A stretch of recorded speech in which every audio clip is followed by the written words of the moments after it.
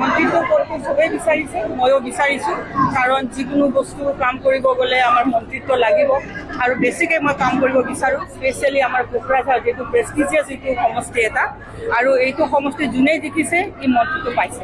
গতিকে মোৰ ক্ষেত্ৰত ব্যতিক্ৰমটো হ'ব নালাগে, যিহেতু আমাৰ এইটো কেপিটেল হয়, কেপিটেলখন ডেভেলপ কৰাৰ এটা কথা আছে। এতিয়া যদি দিল্লীৰ মিনিষ্টাৰ হৈ পেলাই দিল্লীৰ মানুহে যদি মিনিষ্টাৰ নাপায়, সেইটো বেয়া কথা। গতিকে ময়ো বিচাৰিছোঁ আৰু এইটো হাইকমাণ্ডৰ ওচৰত মোৰ দাবী যে আমাক মন্ত্ৰীত্ব দিব লাগে।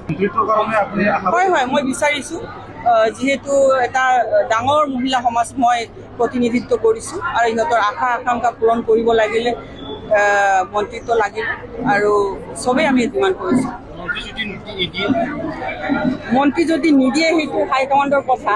MLA হৈও বহুত কাম কৰিব পাৰে, কিন্তু মন্ত্ৰীত্ব পালে আমাৰ সমাজে ভাল পাব, মাতৃ সমাজে ভাল পাব, যুৱ সমাজে ভাল পাব আৰু এইটো ৰাইজৰ কাৰণে এটা উপহাৰ হ'ব।